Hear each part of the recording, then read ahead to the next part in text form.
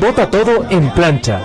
Listas 12-2-161. Publicidad electoral. Asambleístas provinciales. CNE. Elecciones Generales 2017. Fin de espacio promocional y publicitario. Miles de personas nos escuchan diariamente. Es su derecho a seguirlo haciendo. Lo que está en juego. Exa FM y Democracia AM. Encarnamos la libertad de expresión. Con periodismo crítico. 857. La herencia económica que nos lega o nos deja el señor presidente Rafael Correa es el tema que vamos a analizar a continuación con dos economistas de lujo, Jaime Carrera y Ramiro Crespo. Ramiro Crespo y Jaime Carrera. Caballeros, muchísimas gracias por haber aceptado, como siempre, esta invitación de la cadena Democracia. Si nos interesa crear conciencia de la herencia que nos deja el presidente Correa. Sus comilitones dirán, nos deja una magnífica obra, nos lega una infraestructura para el recuerdo, especialmente lo que más pondera a la gente, se le viene a la cabeza, a la memoria, la vialidad. Entiendo que también el área hospitalaria, aunque ahí, si usted rebusca adecuadamente, las cosas fueron fatales. Pero en fin, la gente tiene, de acuerdo a su visión, tiene todo el derecho de especificar qué le han parecido estos 10 años a punta de correazos, como la primera plana, la primera página, la portada prácticamente del último número de Vistazo, que está sensacional. A los tiempos, la revista El Magazine nos recuerda la forma en que se hacía antes Vistazo.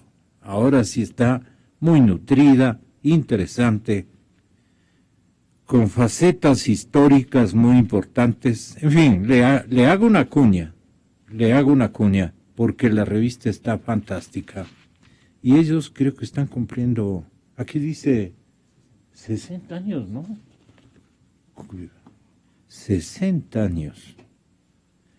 Javier Alvarado debe haber sido pibe, no, pero muy jovencito, desde luego. Él estará en unos, y ha de estar próximo a unos 80, o superaría los 80. Javier Alvarado, persona a la que cuando queríamos hacernos periodistas, lo ubicábamos como el hombre hipermillonario, el dueño de los medios. Bueno, y así ha sido. Un gran administrador mediático, indudablemente, un gran periodista, un hombre que ha sabido seleccionar adecuadamente a sus colaboradores. Somos conocidos, no hemos sido. Yo tengo más bien otros valores en la empresa de ellos. Tengo gente a la que yo admiré muchísimo, porque muchos de ellos están ya fallecidos. Pero en fin, me parece interesante que hablemos en los 10 años de los correazos, también los 60 años de la revista Vistazo, un magazine importante para el país. Bueno, ¿cómo les digo a los invitados?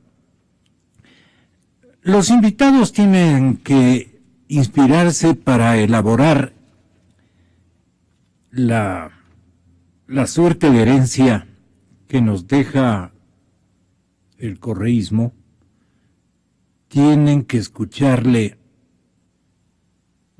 al señor presidente en algunas de sus francamente falaces, que nos deja menos endeudados en el concierto de las naciones latinoamericanas o algo por el estilo.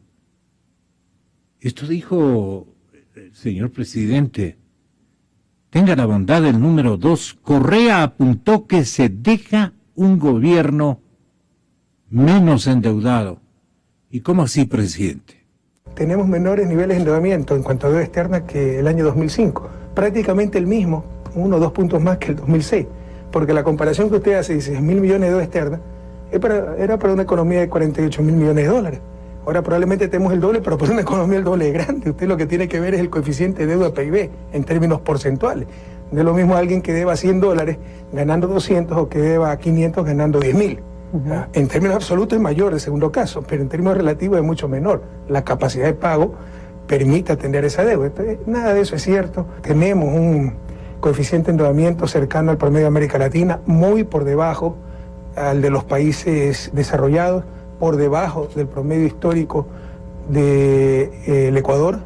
En los últimos meses, obviamente, con todas las dificultades económicas, hemos tenido que adquirir deudas a una tasa un poco mayor. Así es la lógica financiera. Pero una vez estabilizada la economía en crecimiento, como ya lo estamos viendo, el próximo gobierno no tendrá ningún problema en reestructurar la deuda más cara y estamos dejando una economía en crecimiento, estabilizada y con un coeficiente de deuda PIB perfectamente manejable.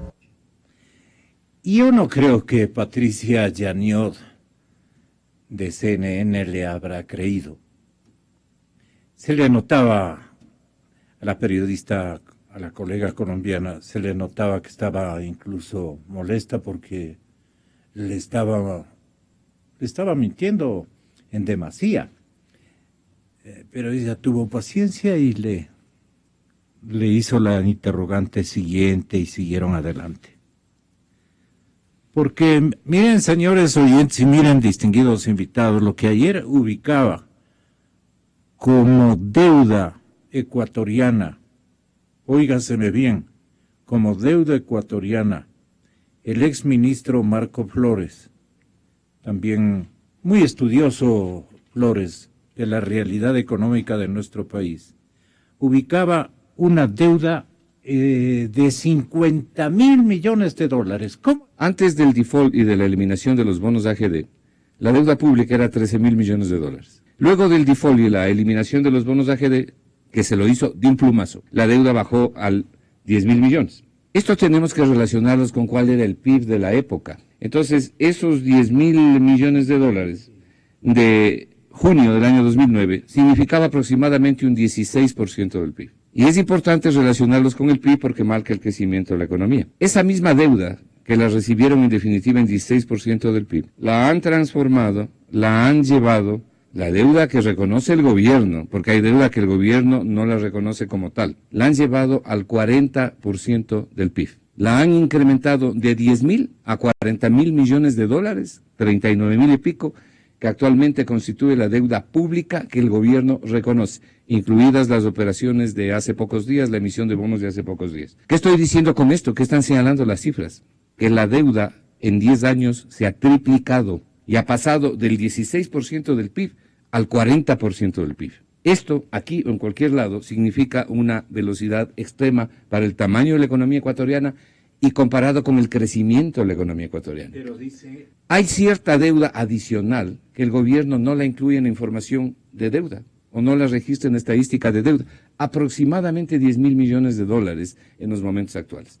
Le puedo señalar, por ejemplo, la deuda que tiene el Ministerio de Economía con el Banco Central, que son 4.300 millones de dólares, los anticipos, determinados anticipos petroleros, el adelanto del campo AUCA o preventas petroleras, bonos TBCs que han sido emitidos. Esto aproximadamente es un poco más de 10.000 millones de dólares, que siendo deuda el gobierno no la contabiliza como tal. Si usted suma estas deudas, que son deudas porque hay que pagarlas y que además devengan una tasa de interés, resulta que la deuda, en vez de ser 40.000, es de 50.000 millones de dólares.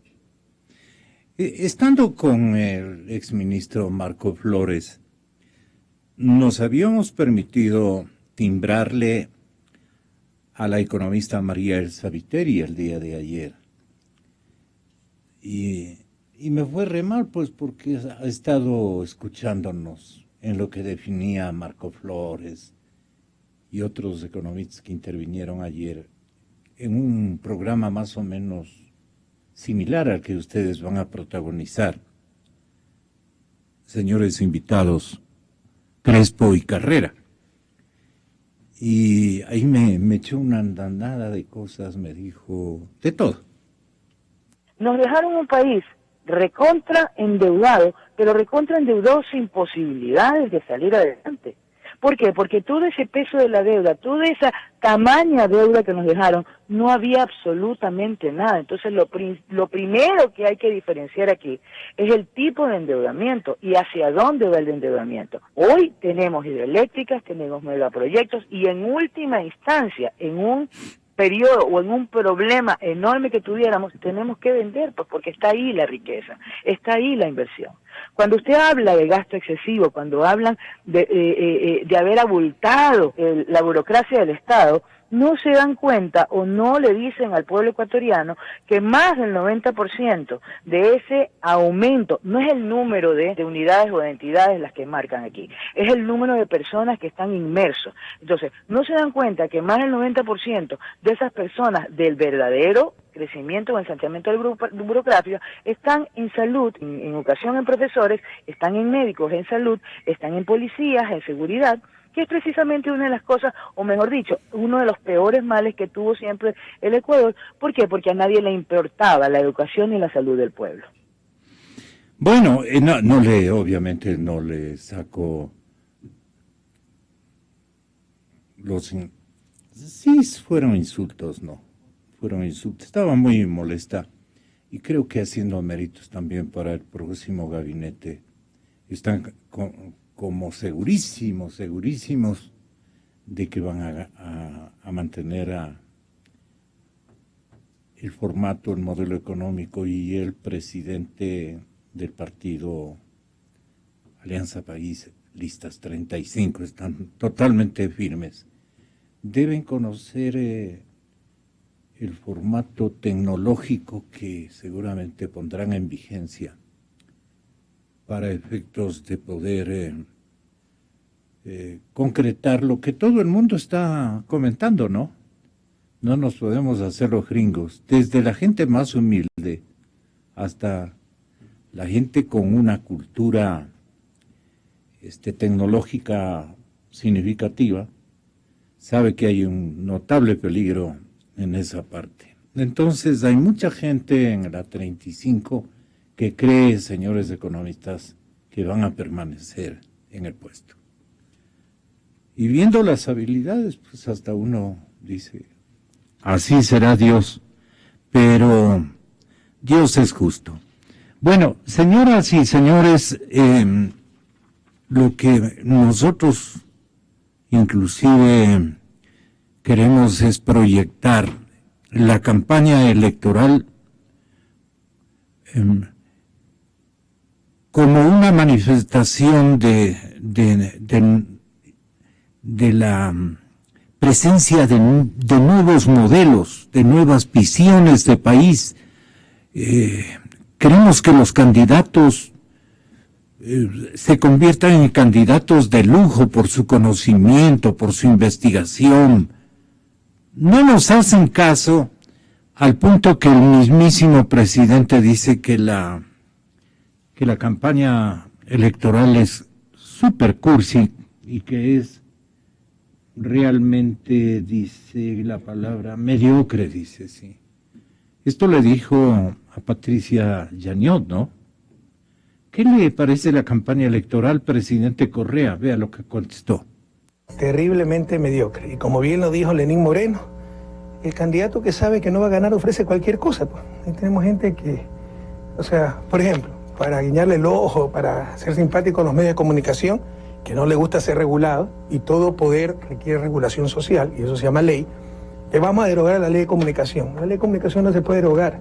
Habría que hacer una asamblea constituyente. Fue orden constitucional aprobada por el pueblo ecuatoriano en las urnas por consulta popular. Es retroceso en derecho, lo cual prohíbe la Constitución. Pero ofrecen cualquier cosa para ver si les hacen caso a los medios de comunicación, devolver los fondos a todos estos grupos el fondo de pensiones a los maestros, a los funcionarios, a todos estos que lucraban con plata del Estado, tenían privilegios que no tenía el resto de la población. Entonces ofrecen cualquier cosa para ver si alguien les hace caso. Entonces, lamentablemente, pues la campaña es de un nivel muy bajo en cuanto a propuestas. Bueno, ¿y usted qué nos deja, señor presidente, como herencia en el tema económico? Aquí le van a responder Ramiro Crespo y Jaime Carrera. Bienvenidos a los dos. Si tú me permites, Ramiro, voy primero con Jaime. ¿Qué nos está heredando el señor presidente Correa, que se da el lujo de decir que la campaña actual y los candidatos son mediocres? No hay propuestas, dice. Y claro que se han pelado, como decíamos de chicos en la escuela, ¿no? Se han pelado en algunas temáticas. Pero bueno, es gente que más bien nos está dando enorme satisfacción porque se han preparado, algunos que están en cuarta, quinta fila, ¿no? Se ve que hay aprecio y estímulo por destacarse en la campaña electoral. Y lo mismo, sí hay pues en algunas figuras que aspirábamos hubieran presentado otro tipo de propuestas. En eso, pero como para que el señor presidente diga y critique aquello, tiene que partir primero de lo que él ha hecho, ¿no es cierto? ¿Y usted qué herencia cree que nos deja el señor presidente Correa? Mi querido Jaime, bienvenido, muy buenos días. Buen día, gracias a la invitación, Gonzalo. Buen día a la audiencia, Ramiro. Bueno, primero, 10 años, ¿qué significan 10 años para la vida de una persona? Quien nacía hace 10 años tendría hoy 10 años. Y 10 años es toda una vida. Claro. Quien hace 10 años tenía 10 años, hoy tendría 20. Es toda una vida.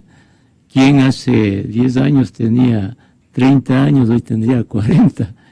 Es un hombre súper formado. Es toda una vida. Y en términos de desarrollo de un país, si un país con políticas económicas adecuadas, continuadas, se desarrollaría en 20 años, 10 años son la mitad de 20 años, ¿no? Si hubiesen sido adecuadas las políticas, el Ecuador estaría en camino al desarrollo y no retrocedería como está retrocediendo ahora. Pero para dimensionar la herencia de estos años, comparemos ciertos indicadores entre 2006 y hoy 2017, ¿no? En 2016 teníamos una economía estable que crecía, el gasto público era alrededor del 20% de la producción, la inflación era baja en el 2006, se acumularon fondos de ahorros importantes, la inversión privada era importante, era la que sostenía el crecimiento de la economía en 2006. La inflación era baja, se redujo la pobreza de manera muy importante y había un ambiente económico saludable que brindaba buenas perspectivas para el futuro del país. ¿Y hoy qué tenemos en el Ecuador? Un gasto público que casi se duplicó y que no puede manejarse. Tenemos un país que ha acumulado déficits fiscales en los últimos años de más del 5% del PIB. Tenemos un país que retrocede desde el año 2015, retrocede cada vez más.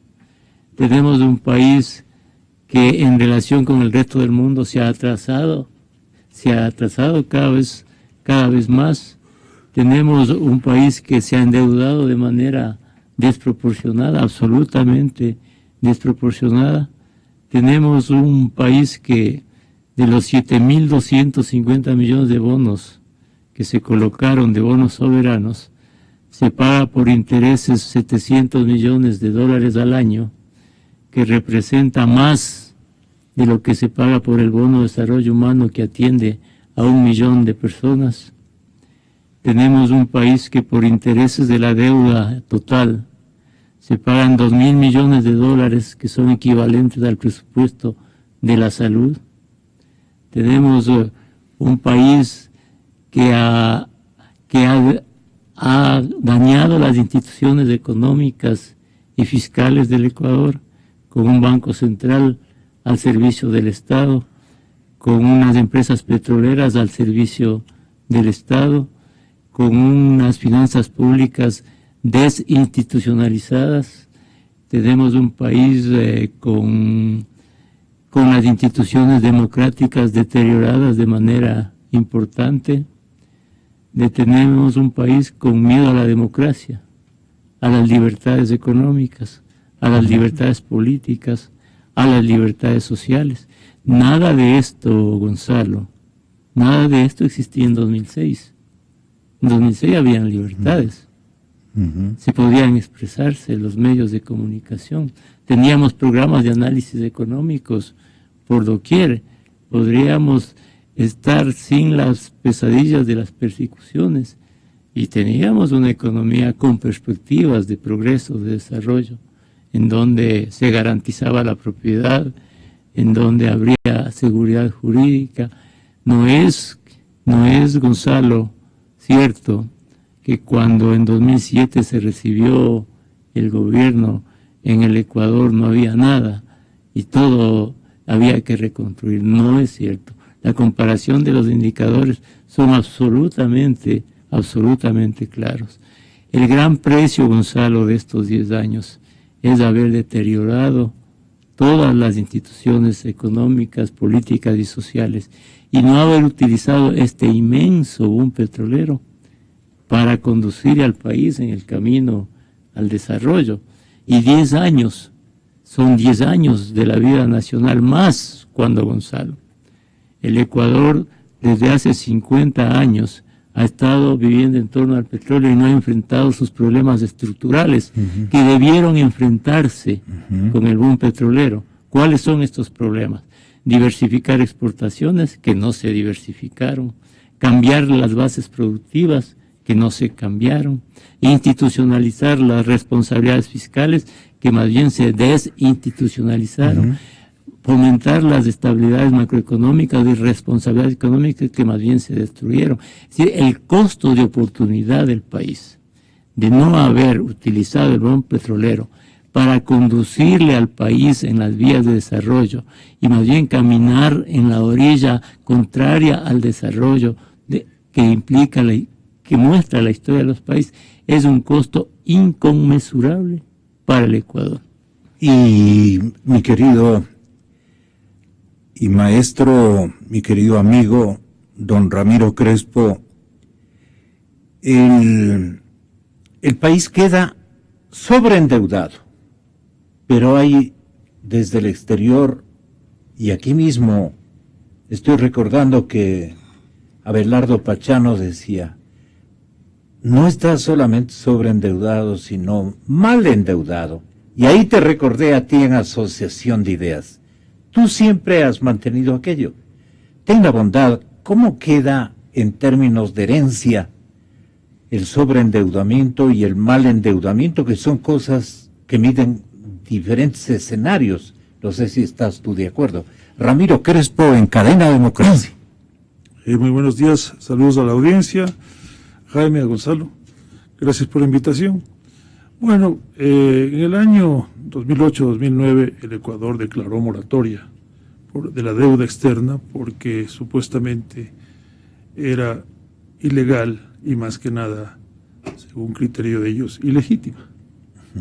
Entonces, ¿pero qué resulta? Por el tamaño especialmente del costo del dinero. Por el costo del dinero. ¿Pero qué resulta? Que las condiciones de endeudamiento ahora, primero la deuda externa, porque no toda la deuda pública, pero sí la deuda externa con los mercados, ¿no? Ha aumentado, es mayor de lo que era en el año 2008. Y segundo, las condiciones de endeudamiento se están volviendo tal vez peores. ¿Por qué? Porque la deuda que se vencía en el año 2012 pagaba un interés del 12%. La deuda que se vencía en el año 2030 pagaba un interés del 10%.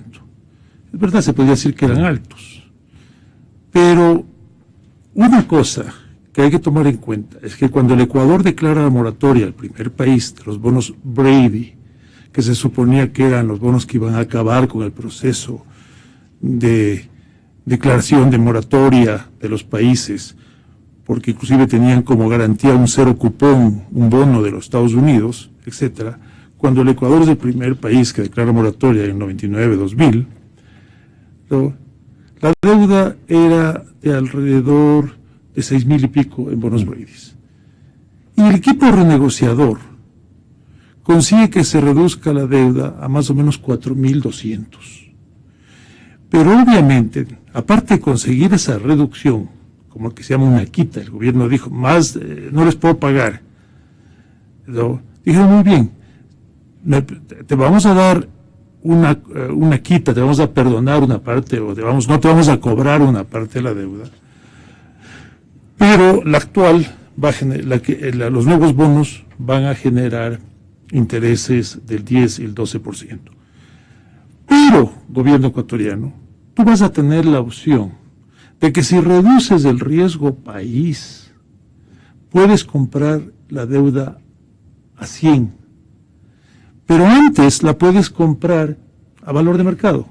Entonces el Ecuador tenía la deuda cuando más o menos, cuando se reestructuró, estos bonos valían al comienzo 36, pero fue subiendo porque con la dolarización, etcétera, el precio de la deuda subía porque había mayores esperanzas de pago. No el monto de la deuda, sino el precio de la deuda. Entonces el Ecuador puede haber recomprado en cualquier momento, pero luego, ¿qué es lo que ocurre? La deuda pasa de 100. Y es en el gobierno, creo que del presidente Palacios, que el ministro Diego Borja, porque pasa de 100 la deuda y considera que ya está oneroso el 12%, ¿ok? Retira la mitad más o menos de esa deuda a 100.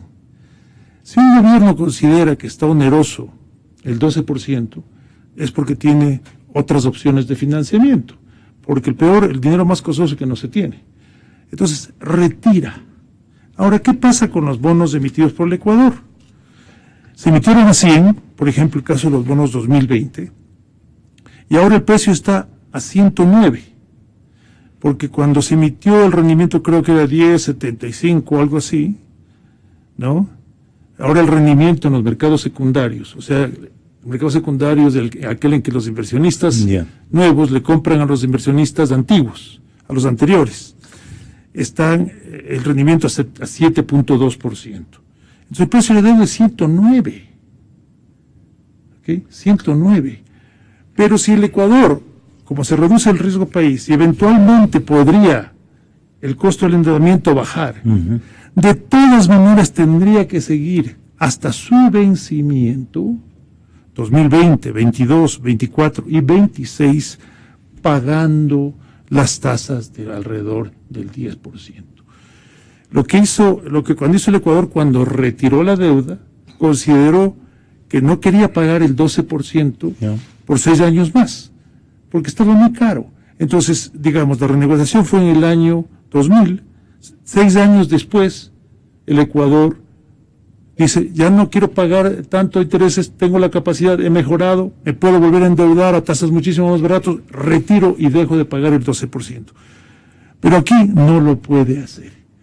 Entonces el Ecuador va a tener que seguir pagando hasta su vencimiento tasas altísimas, a pesar de que inclusive con un nuevo gobierno de la oposición, pues, por ejemplo, reduzca el riesgo país, aumente la inversión extranjera, aumente la confianza de los ecuatorianos en invertir en su propio país, etcétera. Aún así, el Ecuador está obligado a pagar estas tasas porque, según lo que no sé, la información a veces no es del todo fácil de localizarla, pero no creo que haya cláusulas de poder retirar la deuda como las que tenían los otros.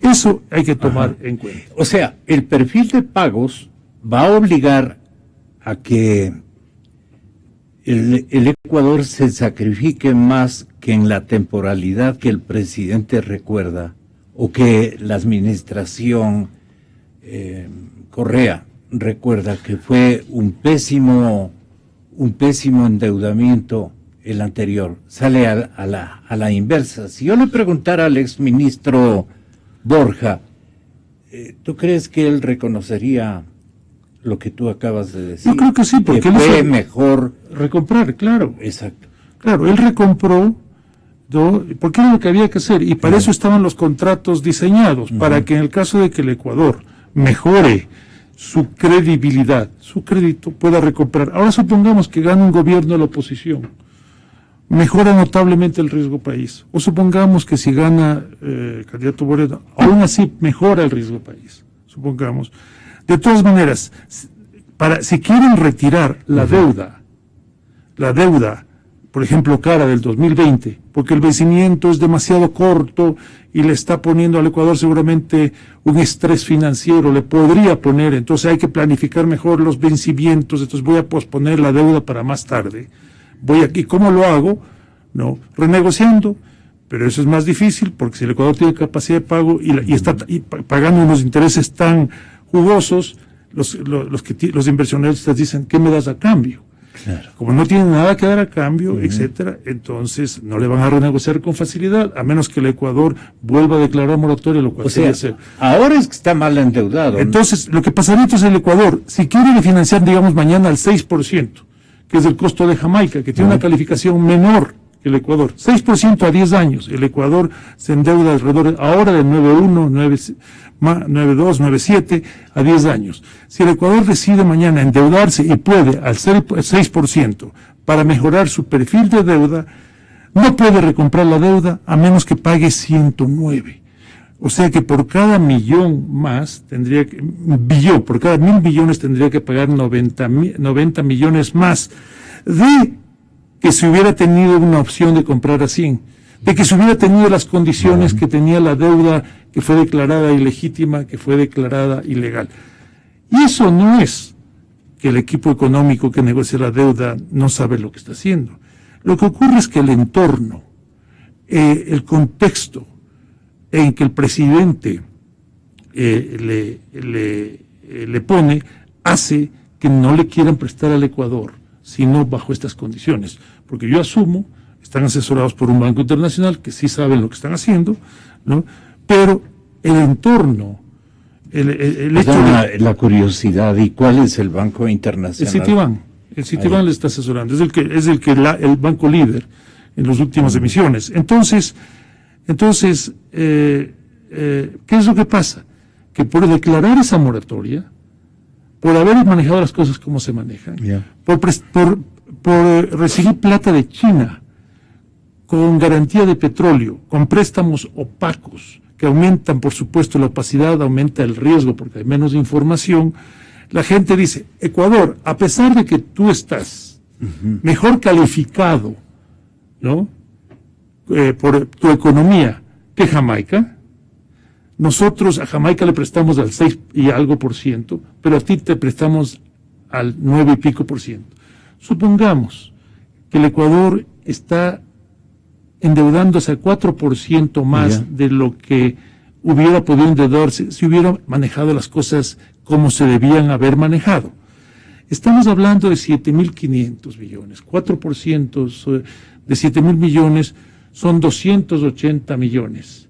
¿No es cierto? 7.500 son 300 millones al año. Acá, ojo de buen cubero, que el Ecuador paga de más. Pongamos como promedio 5 años, son 1.500 millones que paga de más. 10 años, 3.000 millones que paga de más. ¿Dónde está el ahorro de haber declarado la moratoria? Si hay ahorro, es poquísimo, pero adicionalmente ha aumentado los costos para el sector bancario ecuatoriano de líneas externas, para el sector privado ecuatoriano de líneas externas, de tal manera que ha afectado a todos los consumidores. Ha afectado a los consumidores de préstamos bancarios, ha afectado a las empresas, les ha hecho menos competitiva, hace más difícil que compitamos, etcétera, especialmente cuando estamos dolarizados. Y un comentario adicional, con esto concluyo esta parte. No nos podemos comparar con los países desarrollados y decir, Estados Unidos tiene una deuda mayor que su Producto Interno Bruto, O sea, en el caso del Ecuador, si fuera Estados Unidos, se podría endeudar más de 100.000 millones, por lo tanto, nosotros estamos poco endeudados. Hay una diferencia entre Estados Unidos y una diferencia en el Ecuador. Hay una diferencia entre Europa y hay una diferencia entre el Ecuador. ¿Cuál es? Que Estados Unidos puede emitir su propia moneda. Estados Unidos usa el dólar, pero no está dolarizado. Nosotros estamos dolarizados porque usamos el dólar sin ser nuestra moneda. Europa puede emitir su propia moneda. El Ecuador no. Cuando ellos tienen problemas, tendrían problemas para mantener su crédito y credibilidad en lo posible, ¿qué es lo que van a hacer? Emitir su moneda. Pero nosotros no podemos emitir dólares. Entonces tenemos que tener muchísimo cuidado. Entonces esa comparación con los países desarrollados que pueden, o Japón por ejemplo, que pueden emitir su propia moneda, no tiene realmente sentido. Y eso es lo que se llama, los países nuestros sufren del pecado original, que es que la incapacidad de endeudarse en su propia moneda. Y países como Colombia, países como Perú, países como Chile, a la vez que van reduciendo su riesgo país, a la vez que se están endeudando en mucho mejores condiciones, o ya no tienen deuda prácticamente, como es el caso de Chile, ¿sabe lo que hacen también? Se endeudan en su propia moneda. Entonces Colombia se está endeudando ya en pesos, Perú en la moneda que es pesos también, o soles, ya no me acuerdo, peruana, etcétera. Entonces, eso hay que tomar en cuenta cuando se trata de hacer comparaciones, porque las comparaciones tienen que ser, digamos, apropiadas. El gasto corriente es, creo, la herencia más complicada que tiene que recibir el próximo gobernante. Es un gasto insostenible, dicen, y no va a haber los recursos como para continuar, digamos, a ese ritmo. Eso va a ser lo peor de lo peor, porque eso va a producir convulsiones sociales inclusive. El momento en que no disponga el próximo presidente de la República de los medios indispensables, y si los ajustes que tendrán característica de ajustes ortodoxos no funcionan en rendimiento, porque estamos con una economía regional en contracción y todo lo demás, y además, ¿qué nos aguarda con el señor Trump? ¿Qué nos aguarda con el presidente norteamericano? Nadie sabe qué realmente va a pasar con América Latina. La América Latina que está en mejores condiciones y la América Latina, donde estamos nosotros, que está en las peores circunstancias. Todo esto hace un envoltorio de enigma negativo para nuestro país. ¿Qué piensa Jaime Carrera de la famosa herencia? ¿Y qué agrupa el gasto corriente? Digamos, ¿qué tenemos nosotros que responder con un esfuerzo fiscal impresionantemente grande y que nos deja bien fregados con la situación en la que va a recibir el próximo gobernante el país del gasto corriente? Hablemos del país del gasto corriente, Jaime Carrera, tenga la bondad. No solo el gasto corriente, Gonzalo. Yo creo que la herencia tiene connotaciones mucho más profundas para toda la sociedad. La reconstrucción de los fundamentos económicos del país, la reconstrucción de las cuentas públicas, tiene connotaciones profundas en el futuro bienestar de toda la sociedad. Ha sido la forma expedita de robar el futuro de los jóvenes que van a tener dificultades para conseguir trabajo, de las empresas que tienen dificultades para poner en marcha sus empresas, de los afiliados a la seguridad social que van a tener dificultades en sus pensiones, la herencia de los adultos mayores que no tienen ninguna protección. Reconstruir las cuentas públicas, Gonzalo, y la economía va a tener altos costos para el Ecuador. Esa es la gran herencia incuantificable en términos sociales al momento para el país. En el año anterior, que acaba de terminar, el déficit del presupuesto del Estado superó los 7.000 millones de dólares, más del 7% del PIB. Y reducir ese déficit a partir de este año va a ser una tarea que va a exigir al menos los siguientes 4 años de un programa absolutamente rígido en el manejo de las cuentas públicas. Por el lado de los ingresos, hay pocas posibilidades de obtener ingresos que no sean compensar ciertos ingresos con la reducción de ciertos subsidios.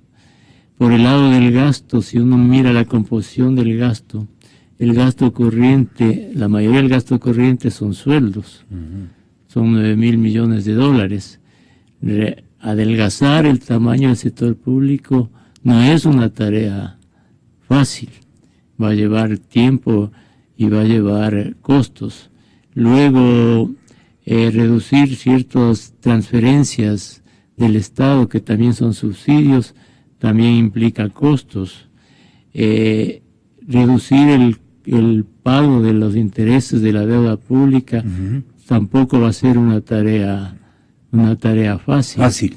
Luego, en el plano de las inversiones, el Estado no va a tener mucho dinero para invertir, casi no va a tener dinero para invertir. Pero hacer que el sector privado se haga cargo de las inversiones públicas tampoco es una tarea sencilla.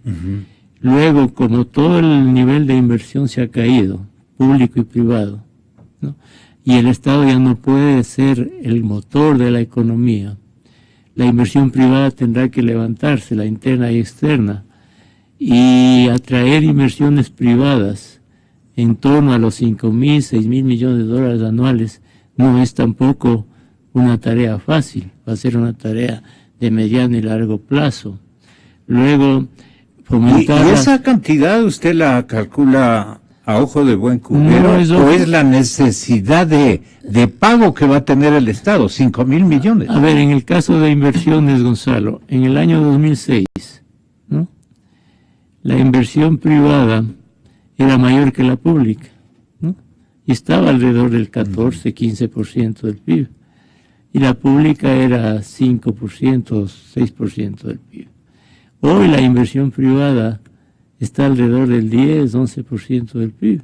Solo retomar ese nivel de inversión que ya había en el 2006 va a ser una tarea gigante que exige un cambio total de modelo y de confianza. Y la inversión pública que ha caído de manera drástica, en el futuro no va a poder sostenerse y renovarse. Perdone, el rendimiento de los impuestos, los nuevos y los viejos, ¿qué comportamiento van a tener? Bueno, mire, solo el año anterior miremos. El año anterior el Estado en impuestos dejó de recibir más de 2.000 millones de dólares, más de 2.000 millones de dólares. Y este año va a ser un reflejo del año anterior en el tema de impuestos. Los impuestos tributarios estarán de alrededor de los 12.500 millones de dólares, que es una drástica reducción. Pero si el gobierno próximo emprende incluso responsablemente un rígido programa fiscal de 4 años para reducir progresivamente el déficit en 4 años, y eso va a implicar ajustes en la economía, protestas sociales, inconformidades. Si paralelamente no hay un programa económico coherente que atraiga inversión, que genere confianza, para que la economía comience a crecer y comience a generarse trabajo. Si eso no existe, aquí tenemos garantizado un proceso de ingobernabilidad. La gente se va a cansar del ajuste y va a añorar sistemas anteriores, los populismos. Se va a decir que antes estuvo mejor, que no habían los tradicionales paquetazos, que el nuevo gobierno está ajustando la economía en acuerdo con las políticas neoliberales, con el Fondo Monetario Internacional. Es decir, el retorno a las anteriores percepciones de los manejos de la economía. Ese hecho tendrá que romper el próximo gobierno. La sociedad debe entender hacerlo, Jaime. cómo puede hacerlo. No solo que puede hacerlo, está obligado a hacerlo, porque esta crisis es la oportunidad para cambiar en la sociedad la concepción del desarrollo del país, para institucionalizar las responsabilidades fiscales, las responsabilidades económicas, el cambio de matriz, institucionalizar el cambio de matriz productiva, institucionalizar el hecho de que el progreso de la sociedad está en su capacidad productiva, competitiva, en su esfuerzo, y que ninguna sociedad, Gonzalo, progresa con actitudes populistas, con el manejo inadecuado de las cuentas públicas, con el excesivo e inadecuado endeudamiento. Mire usted que el año anterior, Gonzalo, el Ecuador consiguió financiar su gasto público y pagar sus amortizaciones con financiamientos de alrededor de 14.000 millones de dólares. 14.000 millones de dólares. Y son cifras oficiales. León Roldós, ex vicepresidente de la República. Sí. Colocación de bonos, Gonzalo, préstamos del Banco Central, préstamos de China, colocación de CETES. Es decir, es solo ese hecho, solo ese hecho de 2016 le da la medida de lo que hay que enfrentar en el futuro en los temas económicos y fiscales. Pero lo fundamental, Gonzalo, es que esta crisis debe servir para cambiar de una vez por todas la concepción de la sociedad ecuatoriana en lo que tiene que hacer para desarrollarse. Y ese desarrollo solo se va a fundar en responsabilidades económicas, en responsabilidades fiscales, en la inversión privada, en la apertura de mercados, en las exportaciones, en entender que las libertades económicas son las vías adecuadas para el progreso y no los populismos que solo destruyen y dañan el futuro de las sociedades, ¿no? Yo quería preguntarles precisamente, saludando a León Roldós, quería preguntarles, esta crisis económica que vamos a heredar por todos los costados, porque también el planeta, los modelos universales están en este momento haciendo agua. No hay una modalidad. Yo quisiera que me ayudaran. Sí, perdona, hermano. León, bienvenido, muy buenos días.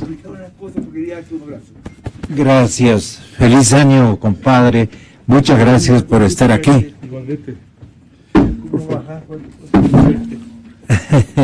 Es una visita sorpresa, una visita generosa, una visita importante, aquí conversando sobre la herencia económica que nos está dejando el gobierno de la felicidad de 10 años. Entonces estaba tratando yo de involucrar a Ramiro, pensando en lo que el economista Abelardo Pachano aludía el porvenir político de nuestro país en los siguientes términos. Todas las semanas con estas decisiones de endeudamiento permanente en condiciones tremendamente onerosas. Yo veía la última colocación de los bonos de 1.000 millones al 9.1% de interés. Estamos ganando, dice el señor ministro de Economía y Finanzas. Claro, frente al 10.50, sí, claro, hemos mejorado, pero yo veía que Grecia... ¿Y es confianza? No. ¿Confianza de que vamos a pagar? Es el abuso del mercado a una situación angustiosa de un país que está en una esquina que... Pero si hemos mejorado en la tasa de interés, entonces, ¿cómo lee usted aquello? Yo le sigo viendo a esto. Podemos seguir improvisando dirigentes políticos. La política es una profesión y probablemente la más complicada de las profesiones porque tiene la obligación de representar el interés de la colectividad. Y los mejores ciudadanos tienen que estar en la política. Los mejores, no los peores. Y en el Ecuador no estamos actuando de esa manera. Hemos deteriorado la calidad de la dirigencia política. Hay algunos dirigentes políticos que se merecen todo nuestro respeto y consideración, por supuesto que sí, pero hay otros que nos demuestran un nivel de una pobreza intelectual y una incapacidad de llevar adelante con éxito y más que nada con honorabilidad su gestión. Hay una obligación de fondo que nosotros tenemos. La función pública es realmente una función que debe ser realizada con una honorabilidad extraordinaria. Esta órbita política, León, Ramiro y Jaime, tiene desde el lado, y eso es lo que quiero rescatar de los economistas. Los tres son economistas, los tres han tenido la oportunidad de afianzarse en los modelos económicos que aseguren una estabilidad política en el país. Si eso no encuentra una órbita adecuada, León, vamos a tener conflictos sociales y conflictos políticos en seguidilla, y no va a haber manera de solucionar si es que no vienen árbitros de competencia y de conflictos entre sectores que están francamente pauperizados, que tienen que o pagar semejante sobreendeudamiento nacional y que tienen que luchar por rescatar en nuevas inversiones o en emprendimientos de sobrevivencia la calidad de vida de sus familias. Es decir, el ámbito sociopolítico puede empeorar con todo lo que nos está alegando el que le miente incluso a la cadena CNN y le dice a la Patricia Yaniot que todo deja, dice el señor presidente en horas anteriores, recientemente en su viaje a Washington. A Nueva York, porque fue a Naciones Unidas, a una organización adscrita a Naciones Unidas.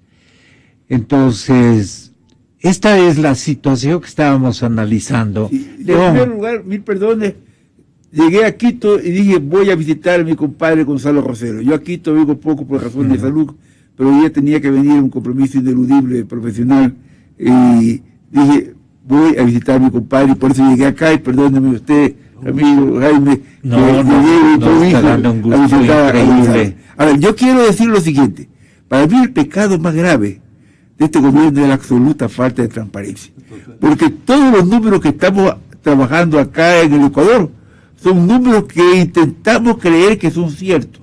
El tema es cuán cierto es, porque todo lo hemos redefinido. Ya la deuda externa no es deuda externa, porque en el fondo, pero hace rato, no hay venta anticipada de petróleo. Por esos contratos de venta anticipada de petróleo, el que pone el billete, la empresa que pone el billete, no se lleva un barril de petróleo.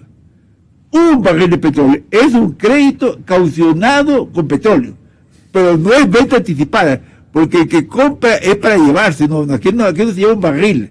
Cuando todavía el barco no ha zarpado, ya está negociado por tercera persona, por una tercera persona innombrable. Estos son inventos del correísmo. Claro, terrible. Y luego todo lo interno. No se le debe ni el Seguro Social, no se le debe al Banco Central.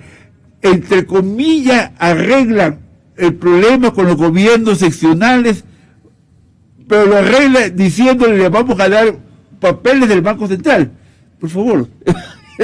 A veces uno escucha tal cosa que racionalmente ni siquiera para distorsionar tiene lógica, porque la distorsión parte del supuesto que hay alguna lógica. No, aquí no hay ni siquiera para eso.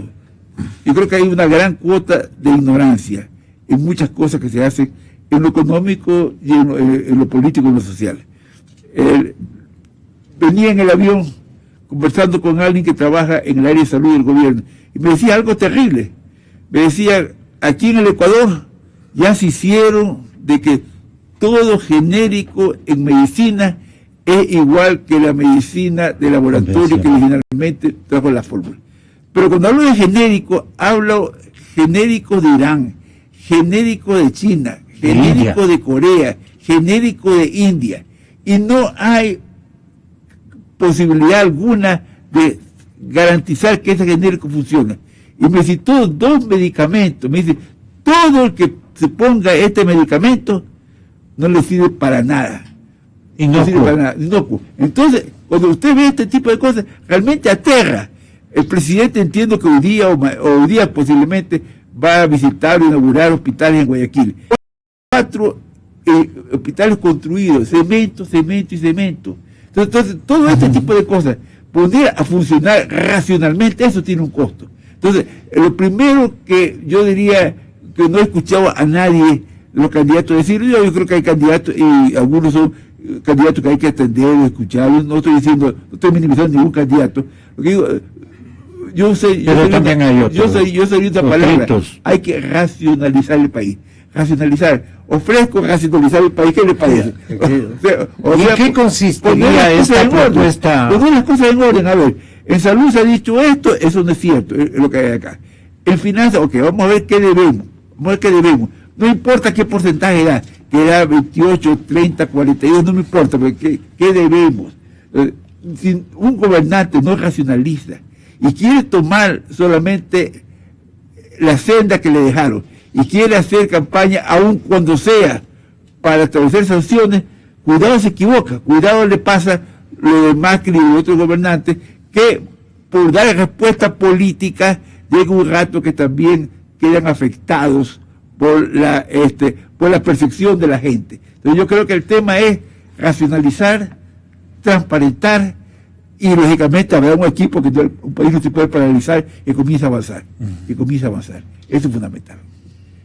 De excelencia, en tan poco tiempo lo que nos deja manifestando y diagnosticando la perspectiva ecuatoriana, racionalizar el país, el primer desafío que tenemos. No sé si ustedes vieron, por favor, si no lo vieron, verlo en el teléfono, que están todas las imágenes, cómo el presidente Correa fue en el carro que lo transportaba en la avenida 9 de octubre, de Lorenzo Garicó al Malecón, con Bolívar.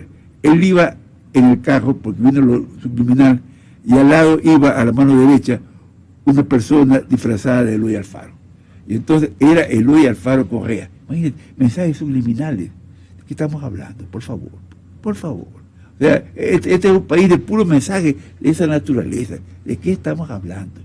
Mire, yo no sé si el fiscal que es separado ha actuado bien o ha actuado mal, pero el rato que todo tiene el tinte político, el rato que a Pareja Cordero al día siguiente que le ordenan la detención, le sacan una presentación en televisión en que aparece siendo testigo que Julio Los Alfaro vive, ya se politiza el tema. Posiblemente Pareja Cordero es un pecador, terrible pecador posiblemente, pero al rato que se politiza el tema, entonces ese es el problema. Este es el país que todo se politiza, que todo se mancha, que todo se deteriora. Por favor, de esto tenemos que salir en el Ecuador. Querido Ramiro, tenemos 2 minutos para que tengas la bondad de clausurar el programa. Obviamente comentando lo que el gran León Roldós acaba de manifestarnos. Bien, vuelvo a saludarle a León, realmente es un gusto estar con él, un honor. Bueno, básicamente lo que podemos decir que un legado que deja este gobierno por la falta de transparencia es la enorme corrupción. Y yo creo que nosotros deberíamos, por ejemplo, pedir que del terremoto sacar una lección. ¿Habrá ingeniería forense de las obras públicas del gobierno que se cayeron? ¿Están todavía ahí para ser estudiadas, están siendo estudiadas? ¿O las derrocaron pronto para que no se haga ingeniería forense, por ejemplo? ¿Por qué no tenemos balances financieros de las empresas del Estado como Petroecuador y Petroamazonas, porque una de las razones por las cuales la operación Lava Jato, o Yato como quieran, tuvo tanto éxito es precisamente porque Petrobras estaba en las bolsas de Brasil y de Estados Unidos, sometida a dos jurisdicciones independientes y estrictas, como especialmente a los Estados Unidos, que inclusive, es obvio, le ha protegido al fiscal Moro. También podemos ver que tenemos una falta de soberanía y eso asusta a los inversionistas nacionales y asusta al inversionista internacional. Básicamente hay una dependencia tan grande de China y de Venezuela, y Venezuela por razones políticas. Ya está comentando Maduro sobre que se vote por Lenin. Lo que la gente dice, si esa es la guía, mejor voy a tener cuidado de invertir en el Ecuador, porque tarde o temprano se va a quitar la máscara a la dictadura perfecta del Ecuador y va a demostrar que es una dictadura como la de Venezuela. Eso hay que tomar en cuenta. Después, hay que tomar en cuenta también que el sector privado ha sido desplazado por el sector público. Cada vez el sector privado es más pequeño. Basta ver las inversiones del seguro social. Cada vez son menos en el sector privado, más en el sector público. La deuda con el Banco Central, no sabemos el plazo, no sabemos de los intereses, no sabemos qué límite. Para comenzar, no debería haber esa deuda. Entonces, también otra cosa importantísima es que la calidad del debate se ha deteriorado. Nosotros hemos vivido 10 años de un debate estilo Trump, que ahora se ve cosas como allá, que el jefe del Senado, de la minoría demócrata en el Senado, hace un comentario y el otro le dice el payaso líder. Entonces aquí tenemos una calidad de debate que ha sido tremenda. Básicamente es el insulto en vez del respeto a la persona, la vulgaridad, y discutir las ideas, no insultar a la persona, que eso contribuye a que haya falta, por supuesto, de transparencia, de debate, haya miedo.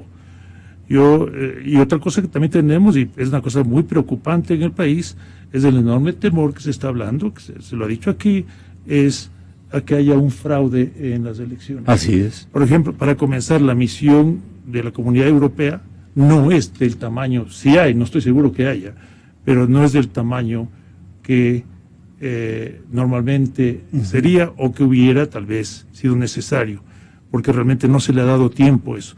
Entonces, yo creo que nosotros tenemos que realmente transparentar las cifras, realmente los números, pero más que nada tenemos que pensar que el Ecuador no es un país, no debe ser fascista. El Ecuador debe ser una verdadera democracia.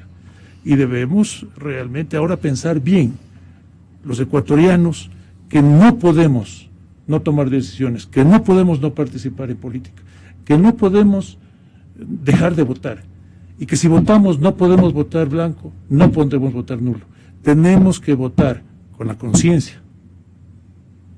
Pero si ellos ponchan, así suelen manejarse los programas y las tecnologías modernas. Si ellos ponchan, de acuerdo a sus necesidades, el 19 de febrero, las malas lenguas dicen que tendríamos un presidente esa misma noche. Y eso es complicadísimo. El problema es ese presidente, un presidente que tiene, para que haya realmente, para ser una autoridad, hay que ser autorizado. Cuando nosotros aceptamos a alguien como líder, le estamos autorizando. Pero para que haya eso tiene que haber legitimidad. Una de las razones, creo yo, que el presidente Correa no se está lanzando ahora es porque ya nosotros no le estamos autorizando. No le estamos autorizando que sea nuestra autoridad. Él se dio cuenta. Él se dio cuenta. Lenín Moreno comenzaría muy mal con un fraude electoral y porque no tendría la autorización del pueblo ecuatoriano. Y tarde o temprano eso va a traer consecuencias nefastas. A eso no se prestaría Lenín Moreno. Tal vez usted alcanza